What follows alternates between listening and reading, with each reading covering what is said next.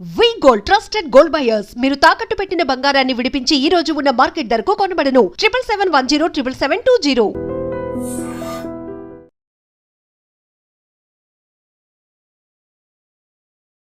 Welcome to I dream. నా పేరు లుంబిని. ఈ రోజు మనతో పాటు ఉన్నారు ఖ్యాతన ఆరోగ్య కేంద్రం నుండి డాక్టర్ దిలీప్ గారు, expert in Ayurveda, acupuncture and natural sciences. ఆయనతో మాట్లాడదాం.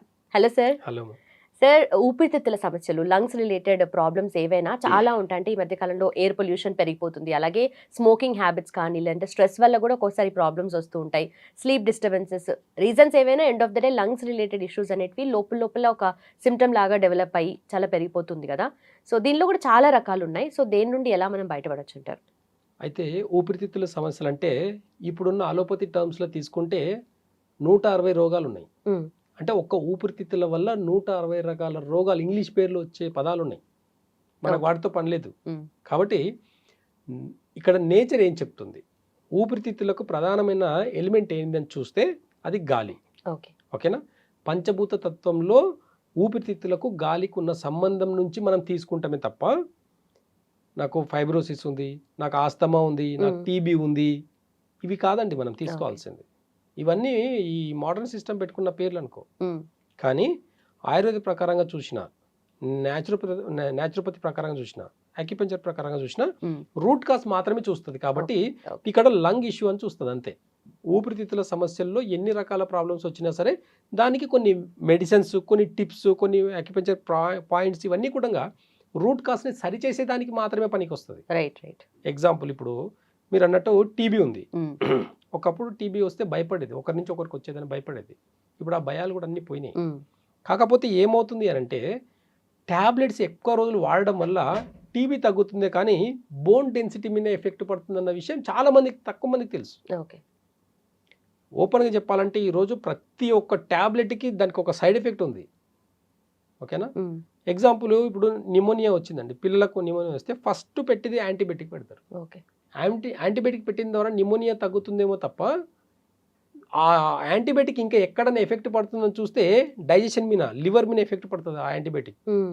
అంటే అందుకే ఈరోజు జనాలకు అందరికీ కూడా అవేర్నెస్ వచ్చింది. ఏంటి, పిల్లలకు కానీ పెద్దలకు కానీ యాంటీబయాటిక్స్ వాడాలంటే భయం వచ్చింది, స్టెరాయిడ్స్ వాడాలంటే భయం వచ్చింది, అస్తమాకి జీవితం అంతా స్టెరాయిడ్స్ ఇస్తారు, ఇలాంటి స్టెరాయిడ్స్ వాడాలంటే కూడా భయం వచ్చింది, పెయిన్ కిల్లర్స్ వాడాలంటే భయం వచ్చింది.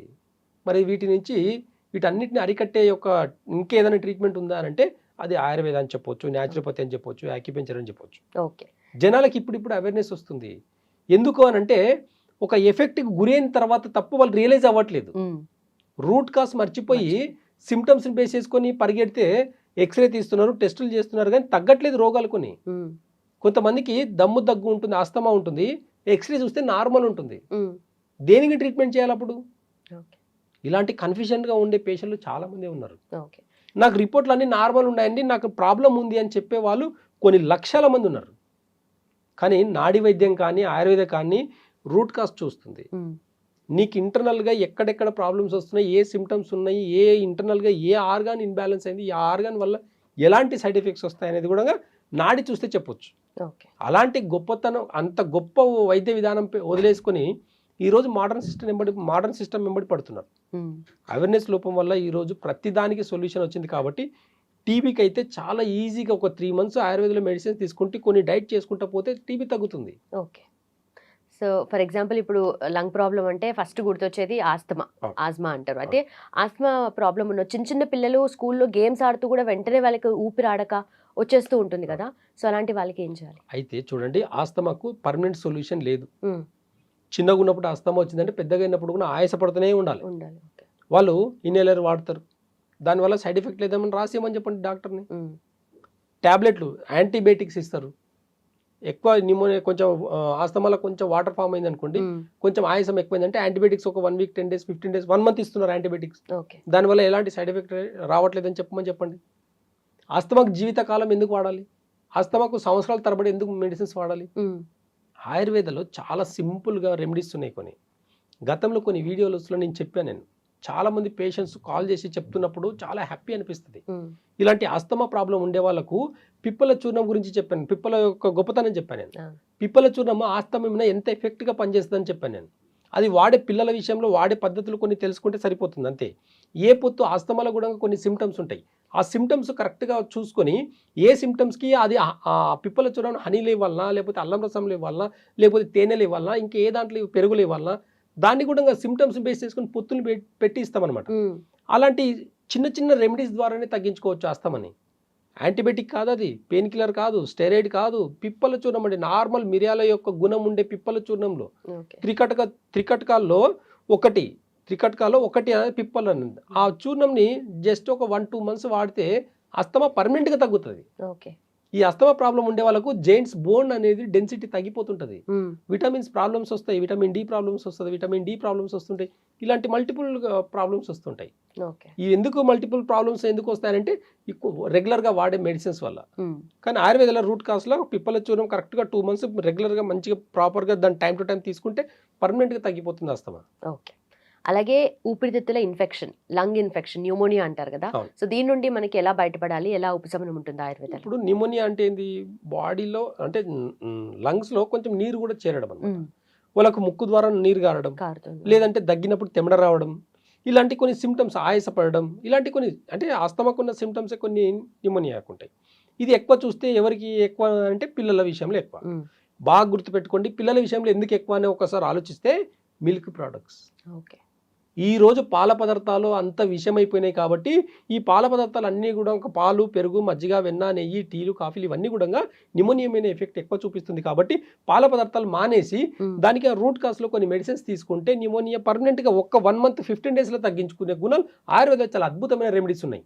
అలాంటి రెమెడీస్ వదిలేసి యాంటీబయాటిక్స్, సిరప్స్, ఇంజెక్షన్స్, ఇన్హేలర్స్ వాడడం వల్ల మీరు ఎన్నాళ్ళు వాడుతున్నారు, దానివల్ల వచ్చే సైడ్ ఎఫెక్ట్స్ ఎందుకు మీరు గుర్తించలేకపోతున్నారు? టెంపరరీ సొల్యూషన్ కోసం చూస్తున్నారు. ఎస్, ఇప్పుడు నేను ఆయాసపడుతున్నాను, ఇప్పుడు నాకు తగ్గాలి, ఇన్హేలర్ కొట్టుకుంటే హ్యాపీ.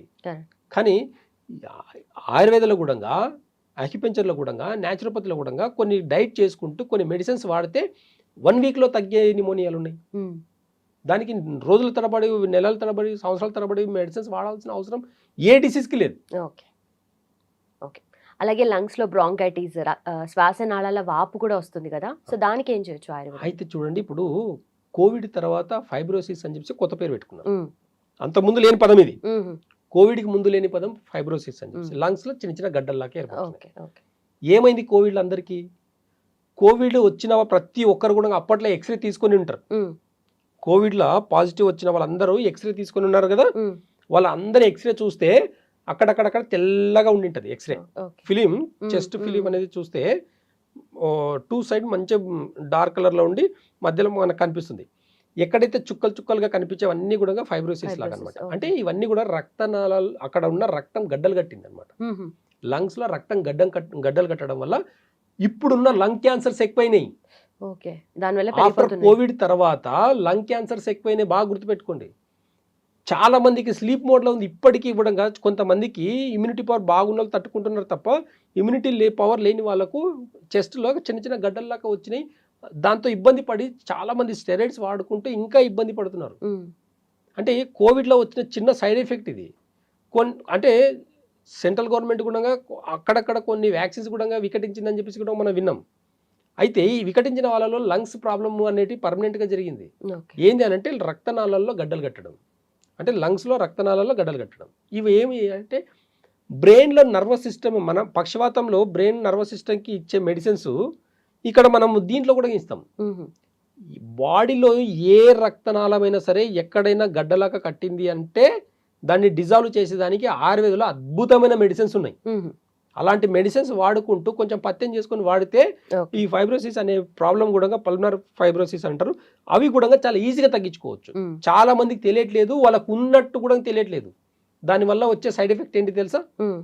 చెస్ట్లో కన్నా రక్తం గడ్డగట్టినట్టయితే బ్లడ్ అంటే సర్క్యులేషన్, బ్లడ్ ఆ లంగ్స్లో బ్లడ్ సర్క్యులేషన్ తగ్గిపోయి మనకి హార్ట్ ఎక్కడ ఉందండి? మనకు లంగ్స్కి లెఫ్ట్ సైడ్లో ఇక్కడ కింద భాగంలో ఉంటుంది. ఏమవుతుందంటే ఇక్కడ ఎప్పుడు హార్ట్ అనేది పంపింగ్లో ఉంది కాబట్టి సేఫ్ జోన్లో ఉంది. ఈ రక్తం గడ్డగట్టడం వల్ల ఏమవుతుంది అని అంటే ఇక్కడ ఉన్న హార్ట్కి బ్లడ్ సర్క్యులేషన్ తగ్గిపోతుంది. బ్లడ్ మనకు లంగ్స్లో కూడా ఎప్పుడు బ్లడ్ సర్క్యులేషన్ ఉండాలండి. ఎక్కడైనా కొంచెం ఆక్సిజన్ ఎక్కువైనా, మనకు బ్రెయిన్ ఎక్సర్సైజ్, కోవిడ్లో అందరికీ ఆక్సిజన్ తగ్గి ప్రాబ్లమ్స్ వచ్చినాయి. కొంతమందికి ఎక్కువైనా ప్రాబ్లమ్స్ అయ్యాయి. 5 number ఇప్పుడు లంగ్స్లో ప్రాబ్లం ఉండే వాళ్ళు ఫ్యాన్ కింద 5 number ఫ్యాన్ కింద పెట్టుకొని కూర్చోండి, కూర్చోలేడు ఎక్కువసేపు. లంగ్స్లో ప్రాబ్లం ఉండాలి, ఏసీ వేసుకొని కూర్చోండి, కూర్చోలేడు. ఎందుకు? అది తీసుకోవట్లేదు. లంగ్స్ అనేటివి ఆ చల్ల గాలి అనేది తీసుకోవట్లేదు. అలా లోపల కూడా ఏంటంటే ఈ ఫైబ్రోసిస్ అంతా కూడా హార్ట్ మీద ఎఫెక్ట్ పడింది. అందుకే కోవిడ్ తర్వాత హార్ట్ డిసీజ్ ఎక్కువైనాయి. కాబట్టి ఇక్కడ ఏం చేయాలి సరి అంటే హార్ట్ని సరి చేయాల్సిన అవసరం లేదు. హార్ట్ డిసీజ్ని తగ్గించుకోవాలి, హార్ట్ అటాక్ని తగ్గించుకోవాలనుకుంటే, హార్ట్ అటాక్ రాకుండా ఉండాలంటే మన లంగ్స్ని మంచిగా పెట్టుకోవాలి. ఓకే, అంటే మీరు ఇంత క్లియర్గా చెప్తున్నారు కదా, ఇప్పుడు కోవిడ్ తర్వాత ఇవన్నీ వచ్చాయి అంటే దీనికి రిలేటెడ్ ఏదైనా స్టడీస్ కానీ రీసెర్చ్ కానీ అట్లా ఏమైనా ఉందా? అన్నీ ఉన్నాయండి, అన్ని ప్రతిదీ మెడికల్ టర్మ్స్లో ప్రతిదీ రికార్డ్స్ ఉన్నాయి. కాకపోతే దీనికి సొల్యూషన్ అలోపతిలోనే ఉంది అన్నట్టు ఉంది. ఓకే, అర్థమవుతుందా? అలోపతిలో ఇంకా ఆయుర్వేదంలో అసలు దీనికి ట్రీట్మెంటే లేదు. కరోనాకి ట్రీట్మెంట్ లేదు, ఎలాంటి వైద్య విధానానికి కూడా ట్రీట్మెంట్ లేదని చెప్పేసి ప్రచారం చేస్తారు. ఆయుర్వేద మెడిసిన్స్ వాడుతున్నారంటే, ఎగ్జాంపుల్ ఒక షుగర్కి ఆయుర్వేద మెడిసిన్స్ వాడుతున్నారంటే ఇంకా మీకు గ్యారంటీ లేదండి, మీ కిడ్నీలు మొత్తం పాడైపోతాయి. మీ మెడిసిన్స్ వాడితే మాత్రం బాగవుతుందా? మీ మెడిసిన్స్ వాడుకుంటూ బాగున్న వాళ్ళని చెప్పండి, నా దగ్గర ముందుకు తీసుకురండి. వచ్చే ప్రాబ్లమ్స్ అన్నీ వస్తూనే ఉన్నాయి కదా, ఎక్కడ తప్పించుకుంటున్నారు, ఎక్కడ తప్పిస్తున్నారు మీరు? జీవితకాలం ఒక డిసీజ్ లేదండి, మధ్యలో వచ్చేది ఖచ్చితంగా మధ్యలో తగ్గాలి. అలాంటి ప్రాసెస్ ఆయుర్వేదంలో ఒకటే ఉంటుంది, న్యాచురోపతిలో ఒకటే ఉంటుంది. వెయిట్ తగ్గాలంటే మెటబాలిజం సిస్టమ్ని మంచిగా చేసుకోవాలని ఉంటుంది అంతే తప్ప వెయిట్ లాస్కి ఇంగ్లీష్లో మెడిసిన్స్ ఏమైనా ఉన్నాయా? లేవు. అదే న్యాచురోపతిలో ఆయుర్వేదంలో మెటబాలిజం సిస్టమ్ని అంటే లివర్ని మంచిగా చేసుకుంటే ఆటోమేటిక్గా వెయిట్ తగ్గుతాం. కాబట్టి లంగ్ రిలేటెడ్ ప్రాబ్లమ్స్కి కూడా హార్ట్ అటాక్ ఈరోజు స్ట్రోక్స్ ఎక్కువ అవడానికి రీజన్ ఏంటి అని చూస్తే నిమోనియా, అంటే ఈ లంగ్ ఇష్యూస్ ఏదైనా సరే తీసుకోండి, మనకు ఊపిరితిత్తుల సమస్య గాలి ద్వారా వచ్చిందనే, అంటే కరోనా కూడా గాలి ద్వారానే ఎలా అయితే వచ్చిందో సేమ్ అలాగే లంగ్స్కి ఇన్ఫెక్ట్ అయినప్పుడు అక్కడ ఉన్న హార్ట్ కూడా ఇంపాక్ట్ అవుతుంది. పెరికార్డియం, హార్ట్ పైన ఉండే పెరికార్డియం అనే ఒక పొర అనేది డ్యామేజ్ అవుతుంది. ఆ డ్యామేజ్ అవ్వడం వల్ల ఈరోజు హార్ట్ అటాక్ ఎక్కువైపోయినాయి. లంగ్స్ మంచిగా పెట్టుకుంటే కూడా హార్ట్ సమస్యల నుంచి దూరం ఉండొచ్చు. ఇది చెప్పట్లేదు. లంగ్స్ ప్రాబ్లం అయితే లంగ్ డాక్టర్ తోటికి వెళ్ళండి, పల్మనాలజిస్ట్ తోటికి వెళ్ళండి, హార్ట్ అయితే ఎండి తోటికి వెళ్ళండి. ఇది కాదండి. ఎందుకు ఈరోజు మరి అన్ని డిసీజ్కి ఒక ఆయుర్వేద డాక్టర్ చూస్తున్నారు? ఎందుకు ఇన్ని డిసీజ్కి ఇంతమంది డాక్టర్స్ ఎందుకు అవసరం అవుతుంది? అయినా ఈరోజు ఒకప్పుడు 100 ఏళ్ళ ఆయుష్ని 50 ఏళ్ళకి తెచ్చిపెట్టినరు. మోడర్న్ సిస్టమ్ 50 ఏళ్ళ నుంచి చాలా పైకి వచ్చింది కదా, పెరగాలి కదా. 100 ఏళ్ళు ఉన్న మెడికల్ సిస్టమ్ పెరిగింది, టెస్టులు పెరిగినాయి, ముందు జాగ్రత్త తీసుకుంటున్నారు, అన్ని చేస్తున్నారు కదా.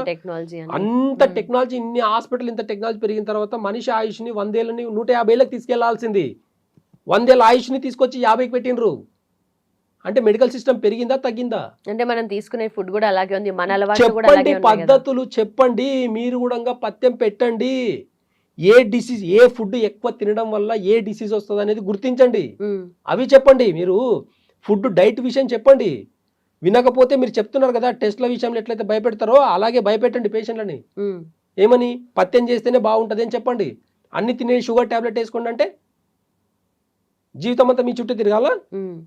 కాదు కదా, పద్ధతులు ఉన్నాయి కదా కొన్ని. నేచర్లో కూడా కొన్ని పద్ధతులు ఉన్నాయి. మెడికల్ సిస్టమ్ పుట్టక ముందు నుంచి నేచర్ ఉంది, వాటిని కూడా కొంచెం కన్సిడర్ చేస్తే కదా తెలుస్తుంది మనకు. కాబట్టి రూట్ కాజ్ నుంచి ఎప్పుడైతే డిసీజ్ని తగ్గించుకుంటామో పర్మనెంట్గా కోల్డ్ నుంచి క్యాన్సర్ వరకు తగ్గించుకోవచ్చు. ఓకే, అలాగే లంగ్స్ ఇష్యూస్లో మనకు ఇంకొకటి కనిపించేది COPD, chronic obstructive pulmonary disease. So దీని గురించి ఏంటి అండ్ దీని నుండి బయటపడాలంటే ఆయుర్వేదంలో ఎలాంటి? ఆయుర్వేదంలో లంగ్కి సంబంధించిన 160 రోగాలు కూడా, 160 రకాల 160 డిసీజెస్కి కూడా రూట్ కాజ్ నుంచి మెడిసిన్స్ ఉన్నాయి. మెడిసిన్స్ అనకుండా పథ్యంతో, అంటే పథ్యం చేసుకుంటూ వాడే మెడిసిన్సే ఉంటాయి ఆయుర్వేదంలో. కాబట్టి ఏ టేస్ట్ ఊక తినడం వల్ల లంగ్స్ ప్రాబ్లమ్స్ వస్తాయని అంటే ఖచ్చితంగా స్పైసీ ఫుడ్ తినడం వల్ల వస్తుంది. రెండవది మిల్క్ ప్రోడక్ట్స్ ఎక్కువ తీసుకోవడం వల్ల లంగ్ ఇష్యూస్ ఎక్కువ అవుతాయి. ఎలాంటి మిల్క్ తీసుకుంటున్నామండి మనం? ప్యాకెట్ పాలేనా అని క్వశ్చన్ వేసుకోండి. ఆ ప్యాకెట్ పాయిల్ మీద మొత్తం చదవండి దయచేసి ఒకసారి. దాంట్లో 1 డ్రాప్ మిల్క్ ఉండదండి. గేదె పాలు కానీ, ఆవు పాలు కానీ, పాల ప్యాకెట్ మీద కానీ, పెరుగు ప్యాకెట్ మీద కానీ, లస్సీ ప్యాకెట్ మీద కానీ ఎక్కడ ఉన్న ఒక 1 డ్రాప్ న్యాచురల్ ఆవు పాలు ఉండదు. మరి ఇవన్నీ ఉత్పత్తులు ఎక్కడి నుంచి వస్తున్నాయి? అలాంటి ఆర్టిఫిషియల్ ఉత్పత్తులని మన హెల్త్కి మంచిది, కాల్షియం వస్తుంది, అది వస్తుంది, లంగ్ ఇన్ఫెక్షన్స్ రావు, మంచి స్ట్రెంత్ వస్తుందని ఎవరండి చెప్పేది? ఎక్కడి నుంచి స్ట్రెంత్ ఉన్నారు పిల్లలు ఈరోజు? మరి మీ పిల్లలు పాలు తాగి నిమోనియా బారిన లంగ్ ఇష్యూస్కి ఎందుకు వస్తున్నాయి పిల్లలకు? మరి ఆడపిల్లలు 10 ఏళ్ళకి ఎందుకు మెచ్యూర్ అవుతున్నారు? ఒక్కసారి ఆలోచించండి. ఒకసారి మనం పెట్టే పాలు, పెరుగు, మజ్జిగ, వెన్న, నెయ్యి అది ఎంతవరకు అది అది నిజమైన ప్రోడక్ట్స్ అవి. ఒకసారి చూస్తే దాన్ని బట్టి మన లంగ్ ఇష్యూస్ని కూడా మనం అరికట్టవచ్చు, ప్రతి డిసీజ్ని అరికట్టవచ్చు ఇక్కడ. ఓకే. కాబట్టి ఆయుర్వేదంలో ఖచ్చితంగా కొన్ని నియమాలు ఉంటాయి. ఆ నియమాలు పాటించుకుంటా కనుక ఒకవేళ పాటిస్తే ఖచ్చితంగా ఎలాంటి, మీరు చెప్పే 100 రోగాల పేర్లు చెప్పండి మీరు, ప్రతి దానికి రూట్ కాస్ నుంచి మెడిసిన్స్ ఉన్నాయి. కాబట్టి న్యాచురల్గా తగ్గించుకోవచ్చు, యాక్యుపెంచర్ నుంచి తగ్గించుకోవచ్చు, న్యాచురోపతి నుంచి ఇంకా అద్భుతంగా తగ్గించుకోవచ్చు. ఓకే. ఏదైనా ఒక రూట్ కావాలి, మనకు అవేర్నెస్ కావాలి. ఈ అవేర్నెస్ లోపం వల్లనే మనము చిన్న ఇష్యూస్ని కూడా తట్టుకోలేకపోతున్నాము. చిన్న ప్రాబ్లం కొంచెం తగ్గినంటే పరిగెత్తాలి ఫస్ట్ హాస్పిటల్ పరిగెడితే ఫస్ట్ ఏంది, సరే చిన్న కాఫే కదా ఒక 2 days నుంచే వచ్చిందని ట్యాబ్లెట్ రాస్తుంటా, లేదు ఫస్ట్ ఎక్స్రేలో ఏమి లేకపోతే సిటీ స్కాన్ ఎంత అండి, 5,000 పెట్టాలి. ఒక చిన్న కాఫ్ వచ్చేదానికి కూడా 5,000 ఖర్చు పెడితే తప్ప ట్రీట్మెంట్ జరగట్లేదు. పిప్పల చూర్ణం 3 రోజులు వాడితే తగ్గిపోతుందండి. వాడి చూసిన తర్వాత వెళ్ళండి, కంగారు పడకండి దయచేసి.